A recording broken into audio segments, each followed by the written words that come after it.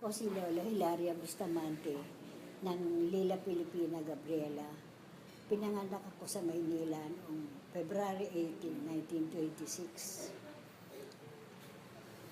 Sa walo kaming magkakapatid na magkakasama sa isang bahay. Pero maigi naman ang buhay namin sa Maynila. Dahil ang tatay ko may trabaho naman sa gobyerno.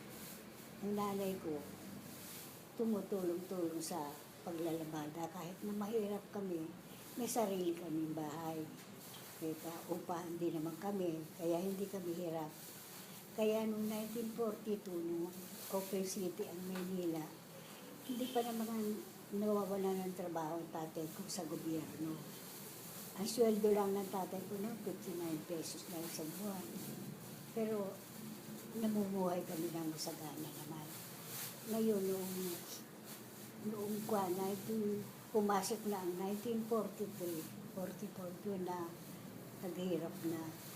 Ang ginawa ko, nagtatrabaho ako sa Kwan. Nagtatrabaho ako sa Muralya.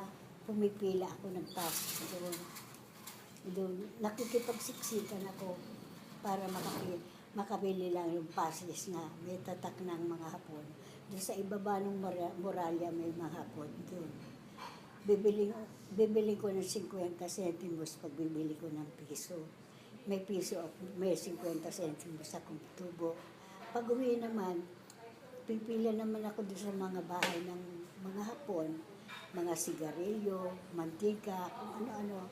Ganun din 50 centimos pag bibili ko ng piso. Sa maghapon, may piso ako. Ngayon, araw-araw yung ginagawa ko. Nung pahirapan na, sabi ko, hirap na ang buhay ko. Pag pila-pila ako, mahulog ako sa muralya, baka mamatay ako. Ang ginawa ko, naghanap ako ng trabaho.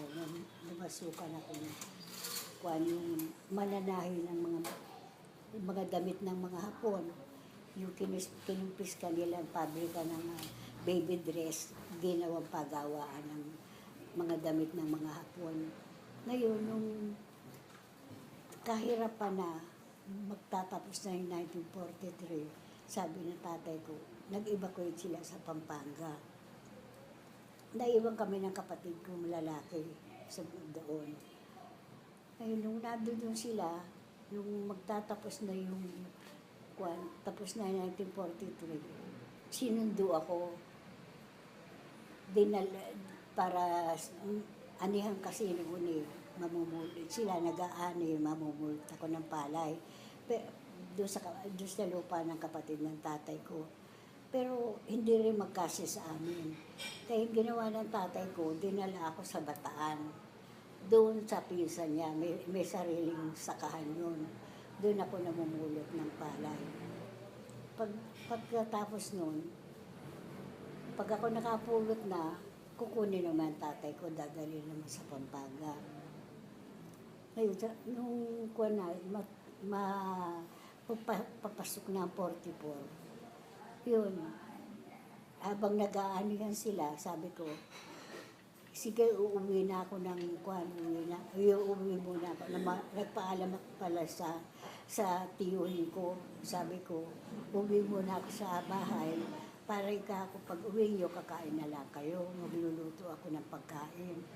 Nung habang naglalakad ako kung mag-isa dahil ilang yung dinadaanan ko, ilang na lugar, wala kang makikita, kundi palayan lang, at saka puno ng kawayan.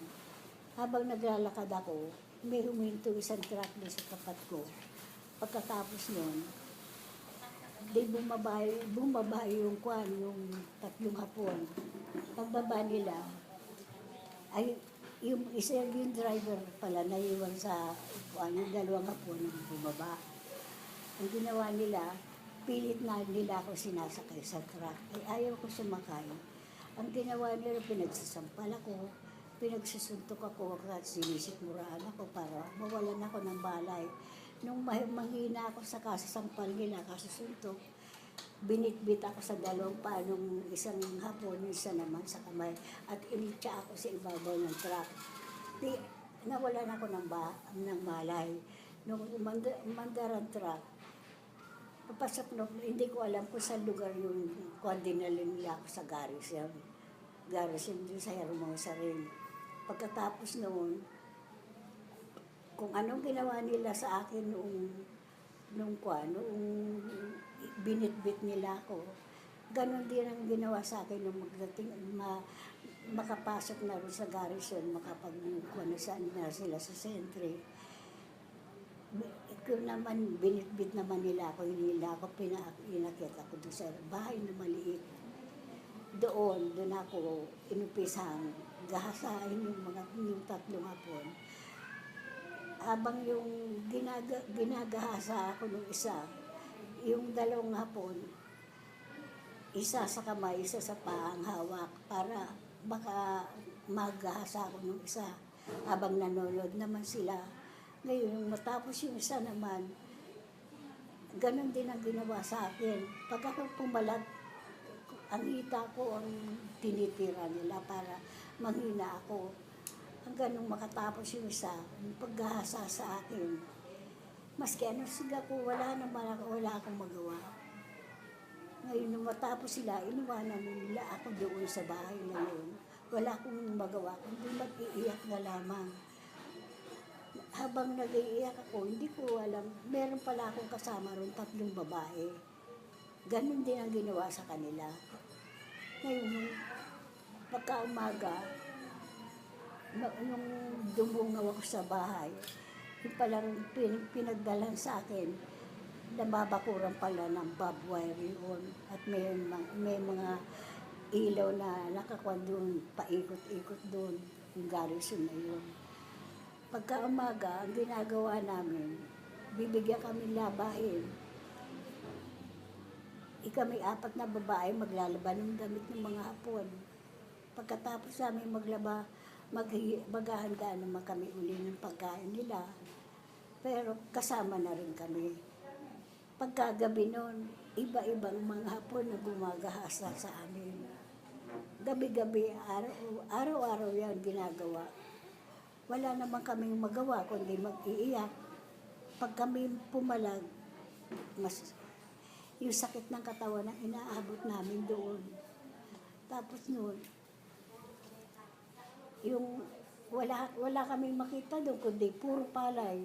Sa likod naman noon, kaya namin alam namin mga hapon doon sa likod, yung sawali, ang pinakadinding ng bahay, bubuksan namin gano'n, kaya namin nalaman may mga hapon doon sa likuran. Gano'n ang ginagawa namin. Kaya pagka umaga, maglalaban na naman kami. Araw-araw yung ginagawa namin, nilalaban namin yung mga damit nila. Pagkagabi, iba-iba namang mga hapon ang gumagahasa sa amin. Sa tagal ng pagkakakulong ko, hirap ng katawan ang inabot ko. Wala akong magawa, kundi mag-iiyak na lang. Sana kung abutan ko pong buhay ang nanay ko bago kumawala. Pagkatapos noon, nung magtatapos na ang taon ng 1944, yun, nakita namin na nagkakagulo na yung mga hapon. Nagsasakayan na sa mga truck. Yung pala, aalis na sila, iwanan na kami. Magbubumbahan na. Ngayon, yung gwardiya nung makapili sa amin, nagbabantay sa amin para hindi kami makatakas. Dahil akala nila matatakasan namin sila dahil nakababwire yung pinaglalagyan sa amin. Ngayon, sabi sa amin, sige maghanda kayo, sabi gano'n. Pag-alis nila, tatakas ko kayo, sabi sa amin. Kaming 4 naman, naghanda naman kami. Akala namin nagbibiro lang siya. Pero pinatakas kami, sabi niya sa amin, kawawa naman kayo, kumaiwag kayo dito, sabi ganyan. Kumadiretso dito, putay kayo, hindi kayo makakawala. Ngayon, paano ka, sabi namin sa kanya, pag alis niyo pag iniwan ko na kayo sa highway, uwi na rin ako sa pamilya ko. Sabi ganun niya. Ngayon, nung mailabas niya kami, umalis na rin siya, kami, namamaybay kami sa Pilapil. Kanya-kanya kami direksyon kung saan kami makarating. Ay ako hindi ko alam kung anong lugar yung kinalalagyan ko. Dahil yung tinitira ng tiyo ko, baryo. Ang tagal, maliwanag na nung matuntun ko. Namamaybay ako sa gilid ng Pilapil. Pag merong kuwan, hapon, may truck, ko ako para hindi ako makita. Ngayon, nung akala namin ka kung saan ka lang nagpunta, sabi niya sa akin. Sabi ko lamang, naligaw ako dahil hindi ko alam ang daan. Akala namin ka, patay ka na. Dahil sabi mo, magluluto ka lang pero hindi ka na bumalik. Ngayon, nung pagkakakuan, pinagsabihan niya ang tatay ko. Sinundo ako ng tatay ko nung liberation na wala ng gera. Tsaka kami umuwi ng Maynila.